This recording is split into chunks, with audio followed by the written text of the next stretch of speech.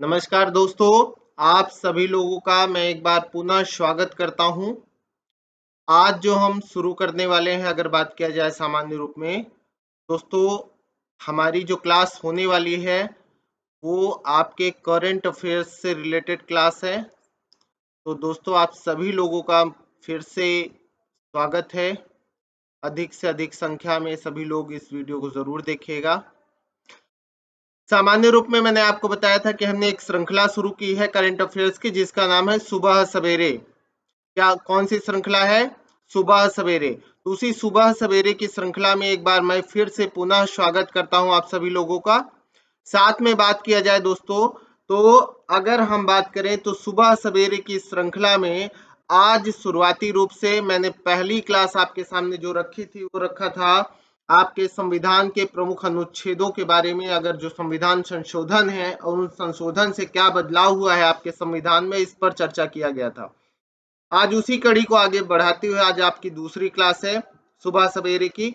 इसमें सबसे पहले मॉर्निंग प्रेयर के रूप में अगर मैं बात करूं तो मैं कुछ जो बातें हैं, शुरुआत की मैंने कहा था कि कुछ आपका स्टैटिक जीके और जीएस का टॉपिक हम डिस्कस करेंगे। उसमें आज जो मैं टॉपिक डिस्कस कर रहा हूं वो है, अगर बात किया जाए तो प्रमुख नदियां। यानी अगर बात किया जाए सुबह सवेरे में, सबसे पहले आपको ये जानना है कि प्रमुख नदियों के बारे में बात करते हैं। विश्व की प्रमुख नदियां कौन कौन सी हैं? तो सबसे पहले हम चर्चा कर लेते हैं प्रमुख नदियों के बारे में। Important rivers of the world की बात कर लेते हैं। तो प्रमुख नदियों में फ्रेंड्स, सबसे पहले दोस्तों अगर बात किया जाए तो आपके अमेरिका में प्रवाहित होने वाली नदी, यानी यूएसए में बहने वाली नदी की अगर मैं बात करूं तो यूएसए में दो नदियां प्रमुख रूप से जानी जाती हैं। एक का नाम है यूकान नदी। कौन सी नदी है दोस्तों? अगर बात करते हैं यूकान नदी। यूकान नदी के बाद अगर बात किया जाए तो दूसरी प्रमुख नदी है मिसिसिपी। हम उत्तरी अमेरिका की बात कर रहे हैं दोस्तों, मिसिसिपी नदी याद रखना है। अब अगर सामान्य रूप में बात किया जाए तो यूकान नदी का संबंध किससे है? यूकान नदी का संबंध है दोस्तों, याद रखिएगा, कनाडा से। किससे है? कनाडा से है और अलास्का से है, यानी USA. Alaska is the biggest state of USA. Alaska जो है संयुक्त राज्य अमेरिका का सबसे बड़ा राज्य है, जो आप सभी लोग जानते हैं। और साथ के साथ यूकान नदी की एक विशेषता और है कि यह आर्कटिक वृत्त को 2 बार पार करती है। याद रखिएगा, आर्कटिक वृत्त को 2 बार पार करने वाली नदी है, ध्यान रखिएगा। मिसिसिपी नदी की बात करते हैं तो मिसिसिपी नदी का संबंध है संयुक्त राज्य अमेरिका से, यूएसए से। याद रखिएगा, मिसिसिपी सामान्य रूप में अगर बात किया जाए तो पूरे उत्तरी अमेरिका की सबसे बड़ी नदी के रूप में जानी जाती है फ्रेंड्स। यानी अगर बात करें तो उत्तरी अमेरिका की सबसे बड़ी नदी है। और इसकी प्रमुख सहायक नदियों में अगर बात किया जाए हेल्पिंग रिवर्स में बात किया जाए तो आपका है, जिसमें हम जानेंगे इस नदियों में अगर बात किया जाए सहायक नदियों में, रेड है, अरकानसस है, ओहियो है। मिसिसिपी की सहायक नदियों में रेड, अरकानसस, ओहियो। और आप सभी लोगों को पता है कि मिसिसिपी की सबसे लंबी सहायक नदी कौन सी है? बताइए दोस्तों, ये आपको बताना है। मिसिसिपी की सबसे लंबी सहायक नदी जो आपको कमेंट बॉक्स में बताना है। मैं और साथ में याद रखना है कि मिसिसिपी नदी का जो डेल्टा है वो पक्षीपाद डेल्टा कहलाता है। पक्षीपाद डेल्टा यानी पक्षी के पैर का आकार का डेल्टा है। साथ में अगर बात करें तो इस पक्षीपाद डेल्टा की अगर हम बात करते हैं तो यह बनता है गल्फ ऑफ मैक्सिको में। कहां बनता है दोस्तों? याद रखिएगा, मैक्सिको की खाड़ी में बनता है। मैक्सिको की खाड़ी में बनने वाला महत्वपूर्ण डेल्टा है पक्षीपाद, जिसे फूट बर्ड्स फूट डेल्टा भी कहते हैं। पक्षी के पैर के आकार का डेल्टा है, याद रखिएगा सामान्य रूप में। चलिए दोस्तों आगे चलते हैं। अब आगे इसके बाद अगर बात किया जाए सामान्य रूप में तो आप सभी लोगों को ध्यान रखना है मिस ये तो उत्तरी अमेरिका की नदी रही। अब आइए दक्षिणी अमेरिका में। अगर हम दक्षिणी अमेरिका की बात करते हैं, साउथ अमेरिका की बात करते हैं, तो दक्षिण अमेरिका की प्रमुख नदी है आपकी अमेजॉन। कौन सी नदी है दोस्तों? अमेजॉन रिवर, अमेजन नदी। अब अगर इस अमेजन नदी की बात किया जाए तो आप मुझे बताइए कि अमेजन नदी की क्या विशेषता है। पहली बात तो याद रखिएगा कि अमेजन नदी जो है एंडीज पर्वत श्रृंखला से निकलती है। किस पर्वत श्रृंखला से निकलती है फ्रेंड्स? एंडीज पर्वत श्रृंखला से निकलती है, और यह विश्व की सबसे ज्यादा चौड़ी नदी है। इसकी विशेषता में याद रखिएगा, विश्व की सबसे चौड़ी नदी है। सर्वाधिक जल की उपलब्धता इसी नदी में है। विश्व में सर्वाधिक जल इसी में पाया जाता है। सर्वाधिक सहायक नदियां इसी की हैं, याद रखिएगा, सर्वाधिक सहायक नदियां भी हैं। और इसके साथ साथ यह 0 डिग्री अक्षांश रेखा यानी इक्वेटर या भूमध्य रेखा के समानांतर प्रवाहित होती है। किसके समानांतर प्रवाहित होती है दोस्तों? 0 डिग्री अक्षांश रेखा के समानांतर प्रवाहित होती है। आप सभी लोगों को ध्यान रखना है फ्रेंड्स, निश्चित रूप से आप सभी लोग ध्यान रखेंगे। ठीक है, ये रही आपकी प्रमुख नदी अमेजन। और इसके चारों तरफ फैले हुए घास भूमि क्षेत्र या ग्रासलैंड रीजन की अगर बात किया जाए तो याद रखिएगा उसे नाम दिया जाता है सेल्वास। अमेजन फॉरेस्ट को या अमेजन घास भूमि क्षेत्र को जो हम नाम देते हैं दोस्तों, वो सेल्वास के नाम से जानते हैं। किस नाम से जानते हैं? सेल्वास के नाम से जानते हैं। That is the most important point for your every exam, for your every exam. आगे अगर बात करते हैं, इसके बाद हम आते हैं यूरोप में। यूरोप के पहले अफ्रीका में आते हैं, तो अफ्रीका की प्रमुख नदी है कॉन्गो। कांगो नदी की विशेषता बताइए, कमेंट बॉक्स में बताइएगा। कॉन्गो नदी, तो कॉन्गो नदी की अगर बात करें तो ये मध्य अमेरिका में, मध्य अफ्रीका में प्रवाहित होती है। सॉरी, अफ्रीका में कॉन्गो नदी प्रवाहित होती है, मध्य अफ्रीका में, अफ्रीका महाद्वीप के मध्य में प्रवाहित होती है। साथ में अगर बात किया जाए तो ये 0 डिग्री या विषुवत रेखा या इक्वेटर की अगर हम बात करते हैं तो इक्वेटर को 2 बार क्रॉस करने वाली नदी है। इक्वेटर को 2 बार पार करती है कांगो नदी, याद रखिएगा, इक्वेटर को 2 बार क्रॉस करने वाली नदी है। और ये प्रवाहित कहाँ होती है? डोमिनिकन रिपब्लिक ऑफ कांगो देश में, जिसे जायरे के नाम से जानते हैं। जायरे देश में बहने वाली या प्रवाहित होने वाली बड़ी महत्वपूर्ण नदी है। सभी लोगों को याद रखना है, निश्चित रूप से आप सभी लोग ध्यान रखेंगे। साथ के साथ अगर बात किया जाए इसी अफ्रीका की, अगर हम बात करते हैं अफ्रीका महाद्वीप की बात करते हैं, तो अफ्रीका महाद्वीप में आपका दक्षिण अफ्रीका है, साउथ अफ्रीका। और साउथ अफ्रीका में जो नदी प्रवाहित होती है वह ऑरेंज नदी है दोस्तों। कौन सी नदी है? ऑरेंज नदी। और ऑरेंज नदी की विशेषता क्या है कि पूरब से पश्चिम प्रवाहित होती है, और ड्रैकेंसबर्ग पर्वत श्रृंखला है वहां पे, उसी पर्वत श्रृंखला से निकलती है। कहां से निकलती है? ड्रैकेंसबर्ग पर्वत श्रृंखला से निकलती है। सभी लोगों को ध्यान रखना है दोस्तों। साथ के साथ फ्रेंड्स अगर बात किया जाए सामान्य रूप में, तो आपके अफ्रीका महाद्वीप की ही प्रमुख नदी है जिसका नाम है नील नदी। कौन सी नदी है? नील, नाइल रिवर। अगर नील नदी की बात करते हैं तो आप सभी लोगों को पता है कि नील की विशेषता क्या है। पहली बात तो याद रखना है कि यह विश्व की सबसे लंबी नदी है, longest river of the world, विश्व की सबसे लंबी नदी है। पहली विशेषता ये याद रखना है। दूसरी विशेषता ये याद रखना है कि इसका उद्गम स्थल कौन सा है, तो विक्टोरिया लेक, विक्टोरिया झील से निकलती है। कहां से निकलती है? विक्टोरिया झील से निकलती है। और ये बहते हुए अपना डेल्टा कहाँ बनाती है, तो याद रखिएगा इसका डेल्टा बनता है भूमध्य सागर में। फ्रेंड्स याद रखिएगा इस नदी का डेल्टा कहाँ बनता है, तो भूमध्य सागर में बनता है या मेडिटेरेनियन सी में बनता है।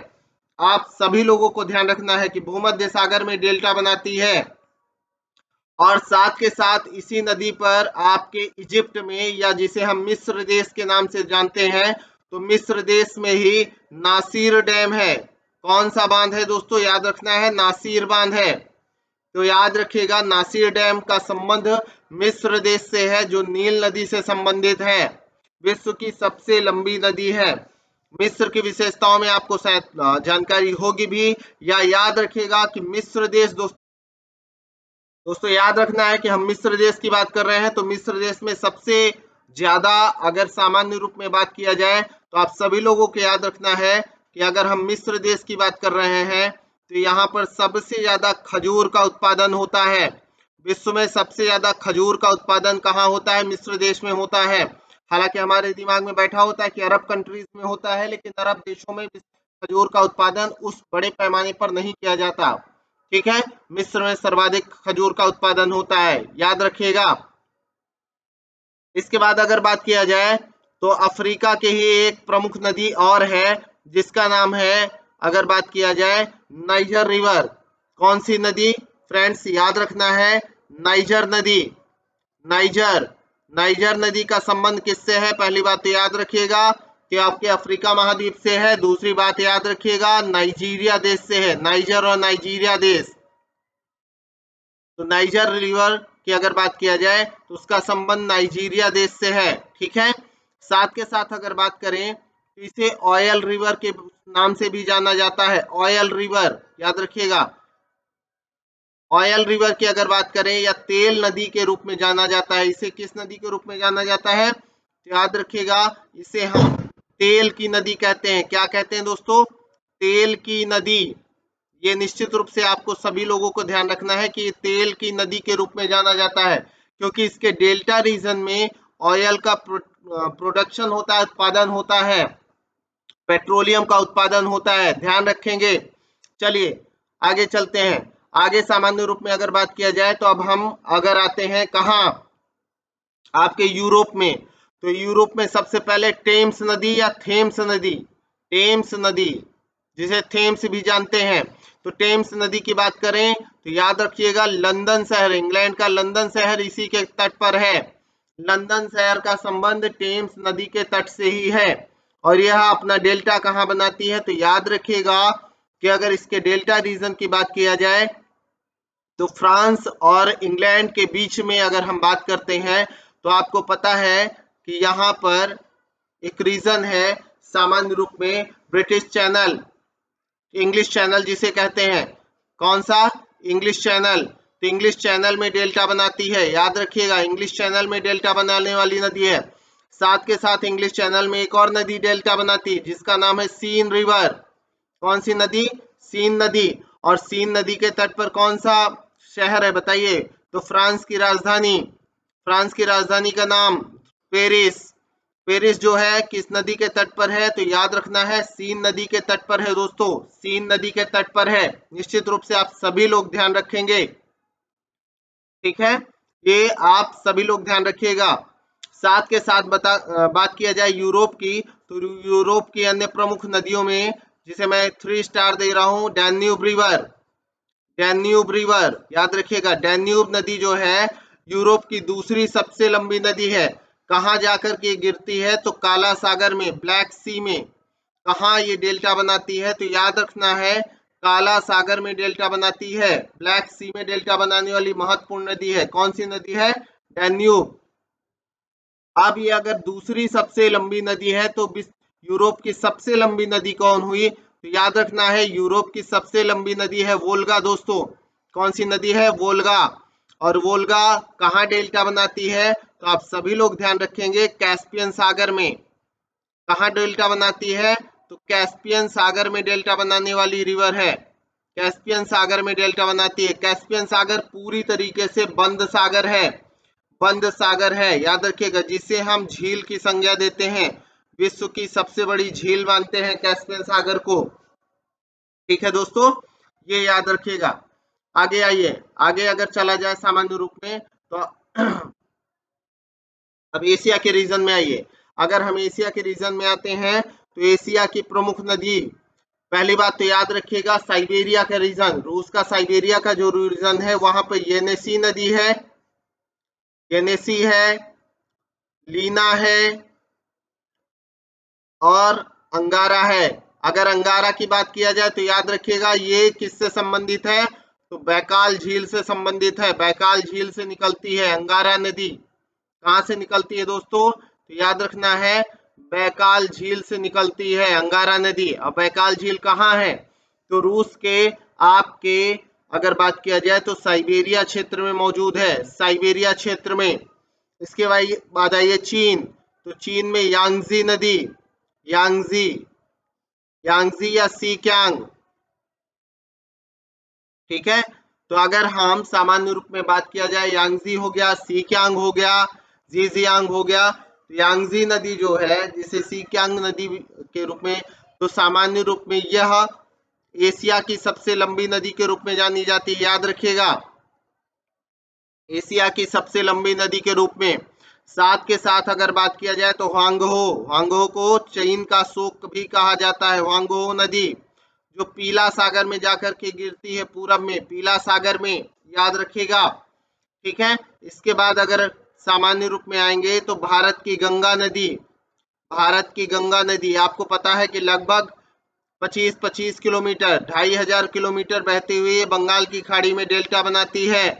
और बंगाल की खाड़ी में जहां डेल्टा बनाती है वहां पर सुंदरबन डेल्टा है। कौन सा डेल्टा है दोस्तों, याद रखिएगा, सुंदरबन डेल्टा है, ठीक है।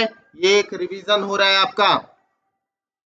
इसके बाद अगर बात किया जाए तो आपका ऑस्ट्रेलिया का रीजन, अगर हम ऑस्ट्रेलिया जाते हैं तो ऑस्ट्रेलिया में आपको पता है कि सामान्य रूप में क्या कहा जाता है कि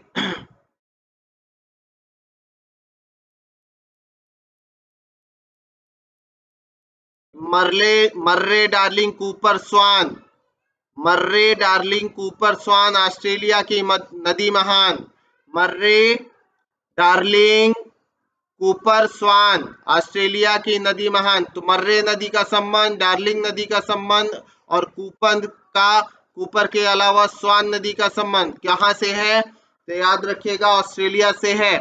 किस देश से है, ऑस्ट्रेलिया से है, ध्यान रखना है दोस्तों, ठीक है। इसके बाद हम आते हैं करंट अफेयर्स के सेक्शन में दोस्तों। तो करंट अफेयर्स के सेक्शन में सबसे पहला अगर प्रश्न के हिसाब से हम चले तो आपको बताना है पुलिस स्मृति दिवस कब मनाया जाता है। आप सभी लोग बताइए, पुलिस स्मृति दिवस, पुलिस स्मृति दिवस कब मनाया जाता है दोस्तों। देखिए मैं ऑप्शन नहीं दे रहा हूं, आपको केवल सीधे जवाब दूंगा, याद रखिएगा, पुलिस स्मृति दिवस कब मनाया जाता है। तो आप सभी को लोगों को याद रखना है कि 21 अक्टूबर को पुलिस स्मृति दिवस मनाया जाता है। प्रत्येक वर्ष 21 अक्टूबर को क्या मनाया जाता है, पुलिस स्मृति दिवस मनाया जाता है। इसके बाद आप बताइए कि राष्ट्रीय पुलिस स्मारक कहाँ बना है। राष्ट्रीय पुलिस स्मारक दोस्तों बताइए, राष्ट्रीय पुलिस स्मारक कहाँ बनाया गया है। राष्ट्रीय पुलिस स्मारक ये लगातार अभी हाल फिलहाल चर्चा में रहा है। तो आप सभी लोगों को याद रखना है कि राष्ट्रीय पुलिस स्मारक की अगर बात करते हैं तो यह 2018 में बनाया गया था। और कहाँ बनाया गया है, इसका निर्माण किया गया है नई दिल्ली में। तो फ्रेंड्स आप सभी लोगों को ध्यान रखना है कि नई दिल्ली में बना है 2018 में राष्ट्रीय पुलिस स्मारक दिवस। इसके बाद आप बताइए भारतीय वायुसेना दिवस कब मनाया जाता है। भारतीय वायुसेना दिवस बताइए दोस्तों।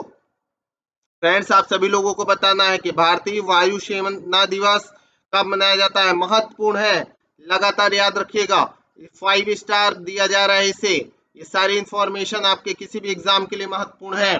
तो भारतीय वायुसेना दिवस मनाया जाता है 8 अक्टूबर को, तो याद रखिएगा 8 अक्टूबर को वायुसेना दिवस, 21 अक्टूबर को पुलिस स्मृति दिवस और नई दिल्ली में राष्ट्रीय पुलिस स्मारक स्थापित किया गया है। इसके बाद आप सभी लोगों को बताना है विश्व विद्यार्थी दिवस, बताइए दोस्तों, विश्व विद्यार्थी दिवस, याद रखिएगा। तो विश्व विद्यार्थी दिवस की अगर बात करते हैं तो आप सभी लोग ध्यान रखेंगे कि विश्व विद्यार्थी दिवस मनाया जाता है आपका 15 अक्टूबर को। कब मनाया जाता है, 15 अक्टूबर को, याद रखिएगा।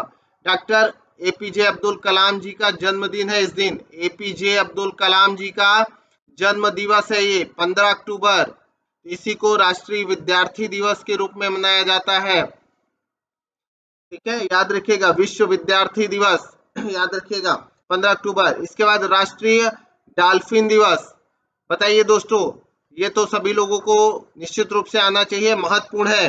राष्ट्रीय डॉल्फिन दिवस कब मनाया जाता है, आप लोगों को बताना है। तो अगर राष्ट्रीय डॉल्फिन दिवस की हम बात कर रहे हैं तो ये मनाया जाता है 5 अक्टूबर को। फ्रेंड्स याद रखिएगा 5 अक्टूबर को, राष्ट्रीय डॉल्फिन दिवस। तो याद रखिएगा पुलिस स्मृति दिवस 21 अक्टूबर। मैंने कहा कि आप सभी लोगों को ध्यान रखना है कि पुलिस स्मृति दिवस 21 अक्टूबर, राष्ट्रीय पुलिस स्मारक नई दिल्ली में, भारतीय वायु सेना दिवस 8 अक्टूबर, विश्व विद्यार्थी दिवस 15 अक्टूबर, एपीजे अब्दुल कलाम का जन्म दिवस और राष्ट्रीय डॉल्फिन दिवस 5 अक्टूबर को मनाया जाता है। ध्यान रखेंगे। चलिए, इसके बाद यह मुझे बताइए सामान्य रूप में कि हाल फिलहाल चर्चा में रहा भारतीय आदित्य L1 मिशन, भारतीय आदित्य L1 मिशन की अगर बात किया जाए तो इसके प्रधान वैज्ञानिक किसे नियुक्त किया गया है? भारतीय आदित्य L1 मिशन का प्रधान वैज्ञानिक किसे बनाया गया है? प्रधान वैज्ञानिक बताइए दोस्तों, इसका प्रधान वैज्ञानिक किसे नियुक्त किया गया है? आप सभी लोगों को बताना है। तो अगर सामान्य रूप में बात किया जाए तो इसके प्रधान वैज्ञानिक बनाए गए हैं शंकर सुब्रमण्यम। शंकर सुब्रमण्यम, याद रखिएगा, आदित्य L1 मिशन के प्रधान वैज्ञानिक बनाए गए हैं शंकर सुब्रमण्यम।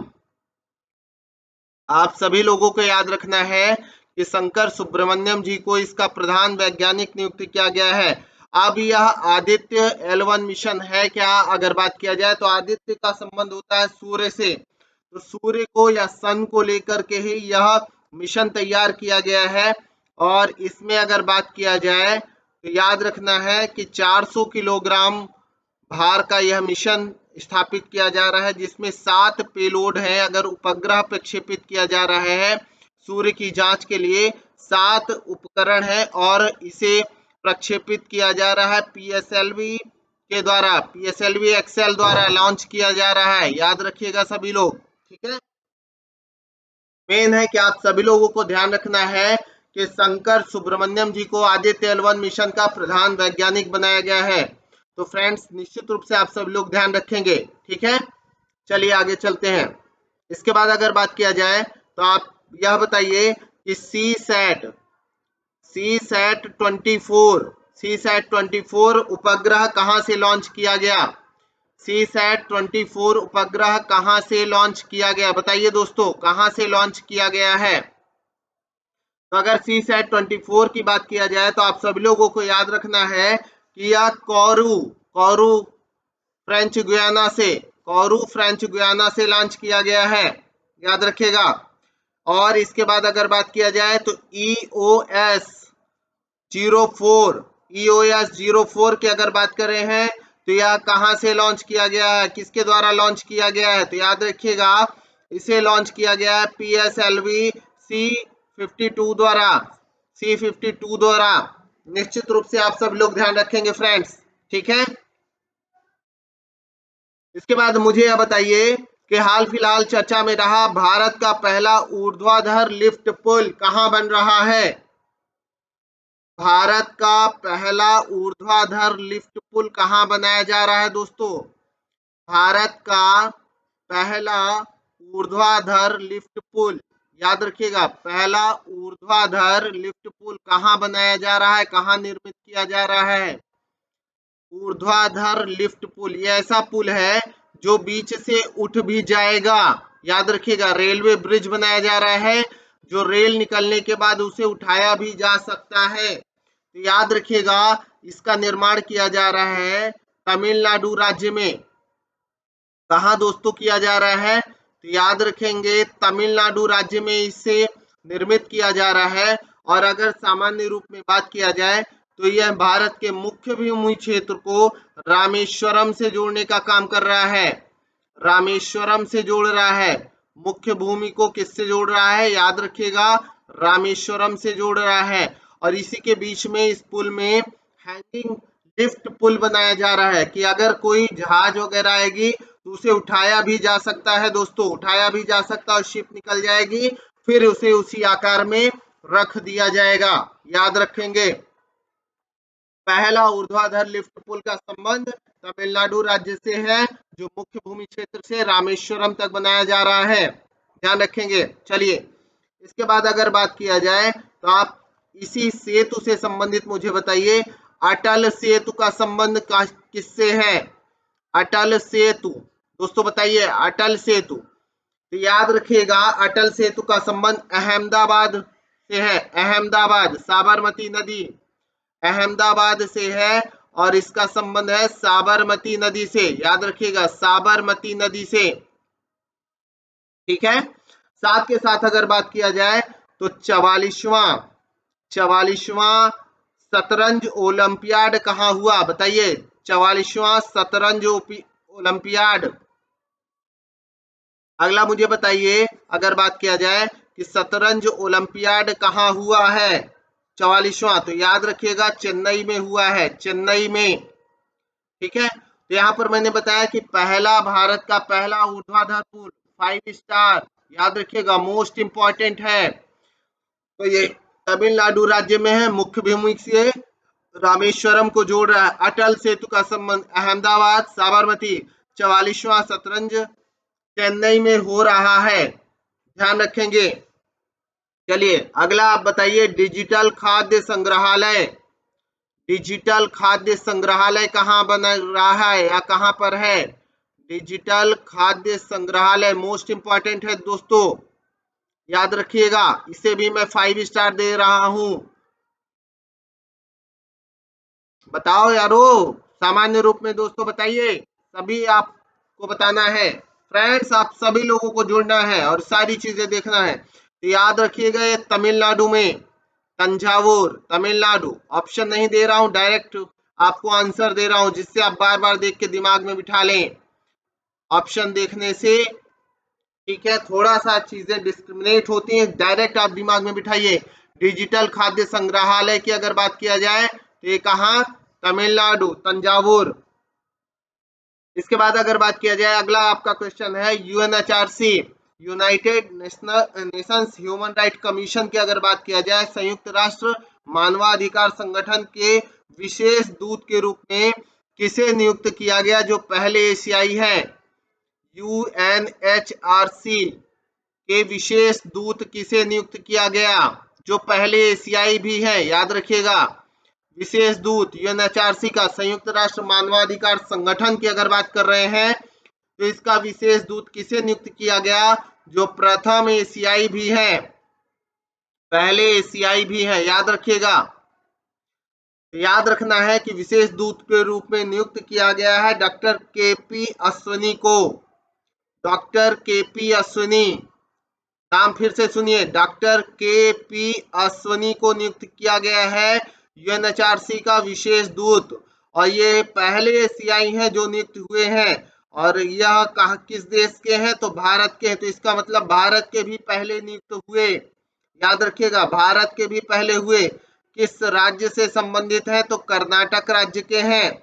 किस राज्य के हैं दोस्तों? तो याद रखना है यह कर्नाटक राज्य के हैं। आप सभी लोग ध्यान रखेंगे, ठीक है। तो यूएनएचआरसी के विशेष दूत doctor K P Srivastava, sorry K P Ashwini कहाँ के हैं? कर्नाटक, भारत के प्रथम एशियाई हैं जो इसमें नियुक्त हुए हैं। और डिजिटल खाद्य संग्रहालय तमिलनाडु, तंजावुर में। अब आप लोगों को ये बताना है कि जो यह United Nations human right commission है इसका मुख्यालय कहाँ है, बताइए दोस्तों। बताना है कि यूएनएचआरसी का मुख्यालय कहाँ है। तो अगर हम इसके मुख्यालय की बात कर रहे हैं तो याद रखिएगा इसका मुख्यालय है जिनेवा में। जिनेवा, जिनेवा में इसका मुख्यालय है। जिनेवा का मतलब स्विट्जरलैंड। कहाँ? स्विट्जरलैंड में है, याद रखिएगा स्विट्जरलैंड में इसका मुख्यालय है। दोस्तों याद रखना है स्विट्जरलैंड में ही इसका मुख्यालय है, आप सभी लोगों को ध्यान रखना है। चलिए आगे चलते हैं। इसके बाद आप सभी लोग मुझे यह बताइए कि सखारोव पुरस्कार का संबंध किससे है? महत्वपूर्ण पुरस्कार है, हमेशा एग्जाम में पूछा जाता है। सखारोव पुरस्कार, बताइए सखारोव पुरस्कार का संबंध किस क्षेत्र से है? किस क्षेत्र के लोगों को यह दिया जाता है? तो याद रखना दोस्तों यह पुरस्कार दिया जाता है मानवाधिकार से संबंधित। सखारोव पुरस्कार का संबंध भी मानवाधिकार से है, ह्यूमन राइट से है। साथ के साथ याद रखिएगा, हाल फिलहाल यह यूक्रेन की जनता को दिया गया है। यूक्रेन की जनता को यूरोपीय यूनियन द्वारा दिया जाता है।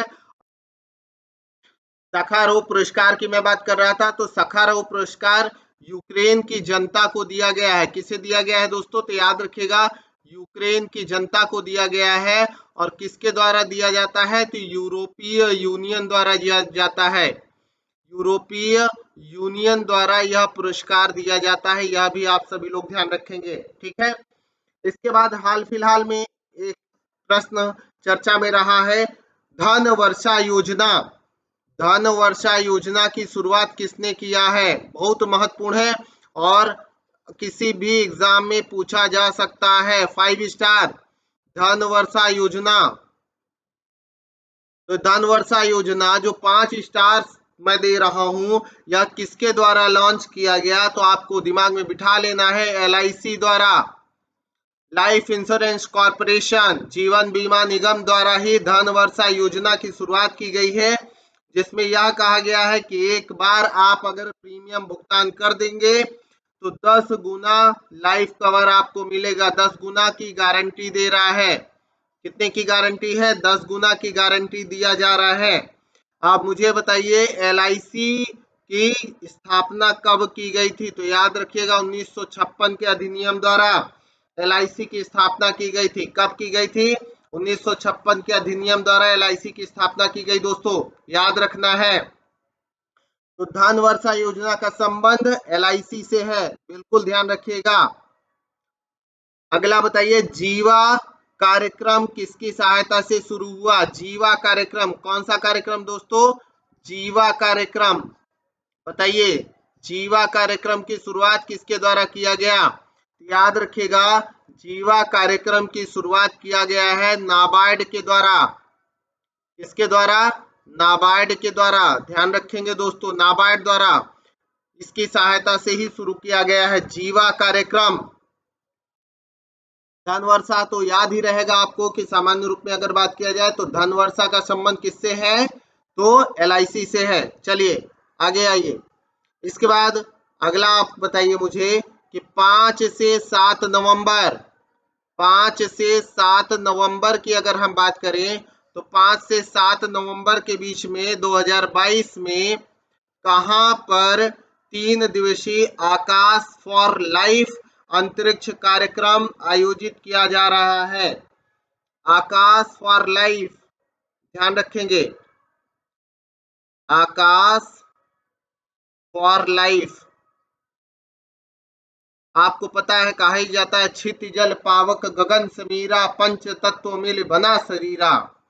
क्षिति जल पावक गगन समीरा, पंच तत्व मिल बना शरीरा, यानी शरीर के निर्माण में इन 5 तत्वों का योगदान है।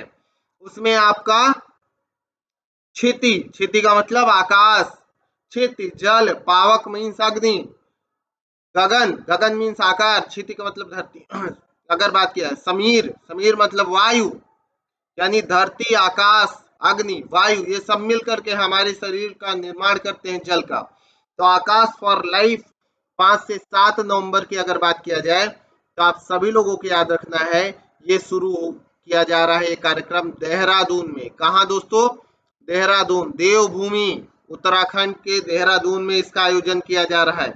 इसरो और भारत सरकार के सहयोग से, इसरो और भारत सरकार के सहयोग से, याद रखिएगा। अगला मुझे बताइए कि हाल फिलहाल में उत्तराखंड की पहला महिला स्पीकर, उत्तराखंड की पहली महिला स्पीकर किससे नियुक्त किया गया?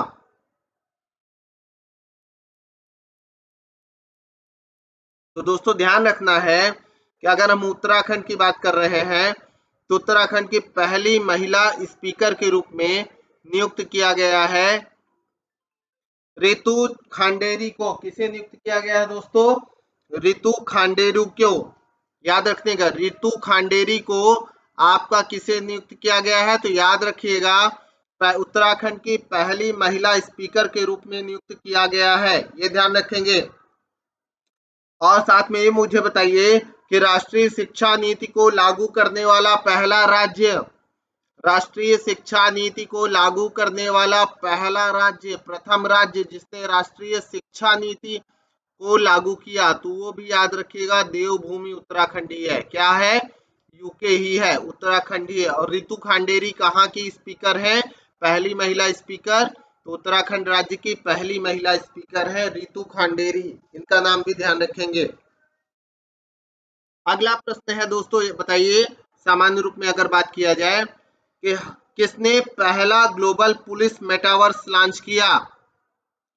पहला ग्लोबल पुलिस मेटावर्स, बताइए दोस्तों, पहला ग्लोबल पुलिस मेटावर्स किसने लॉन्च किया? आप सभी लोगों को बताना है कि सामान्य रूप में अगर बात किया जाए तो पहला ग्लोबल पुलिस मेटावर्स किसने लॉन्च किया? तो इंटरपोल ने लॉन्च किया है। इंटरपोल, अंतरराष्ट्रीय जो पुलिस संगठन है उसका नाम इंटरपोल है। और अगर बात किया जाए तो यह इंटरपोल अन्य देशों के पुलिस के साथ समन्वय स्थापित कर रहा है। ठीक है, तो भारत के साथ यह समन्वय भी स्थापित हो रहा है भारत की पुलिस के साथ, जिससे सशक्तता, मजबूती और अन्य सारी चीजें प्राप्त हो सके। और याद रखिएगा इसका मुख्यालय, इंटरपोल का मुख्यालय कहाँ है? तो लियोन्स फ्रांस में है। कहाँ है? लियोन्स फ्रांस का शहर है, वहां पर है, याद रखिएगा, ये भी ध्यान रखना है।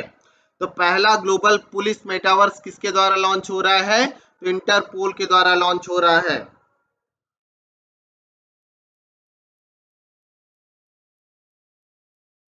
आगे बताइए दोस्तों कि सामान्य रूप में अगर बात किया जाए तो G20 की मेजबानी किसके द्वारा की जा रही इस बार? G20 की मेजबानी इस बार कौन कर रहा है? याद रखिएगा 2022 में G20 की मेजबानी, तो याद रखिएगा इंडोनेशिया के द्वारा किया जा रहा है। इंडोनेशिया के द्वारा G20 की मेजबानी की जा रही है। फ्रेंड्स, आप सभी लोगों को ध्यान रखना है। साथ में ब्रिक्स का सम्मेलन, ब्रिक्स का सम्मेलन 2022 में कहाँ होने वाला है? तो याद रखिएगा 2022 में चीन में, 2023 की अगर बात करें तो 2023 में साउथ अफ्रीका में, और 2021 में हुआ है भारत में। याद रखिएगा, तो 2021 में भारत में, 2022 में चीन में और 2023 में साउथ अफ्रीका में। और सबसे बड़ी बात है कि ब्रिक्स के सम्मेलन की अगर बात करें तो एक क्रम से ही होता है। ब्राजील, फिर रसिया, फिर इंडिया, फिर चाइना और फिर साउथ अफ्रीका। तो 2021 में अगर इंडिया में हुआ है तो आप अपने आप समझ सकते हैं 2022 में चीन में होगा, 2023 में अगर बात करें तो साउथ अफ्रीका होगा, फिर ब्राजील होगा, फिर रसिया होगा। ये क्रम श्रृंखला चलती रहती है दोस्तों, दिमाग में एकदम बिठाइए। कोई भी एक सन बिठा लीजिए और उसी से कैलकुलेट करके एकदम आंख मूंद करके लगा दिए ब्रिक्स का सम्मेलन, एकदम सही होगा, क्योंकि एक क्रमिक श्रृंखला में ही आयोजन होता है इनकी बैठक का। ध्यान रखना है, ठीक है, तो आप सभी लोग ध्यान रखेंगे।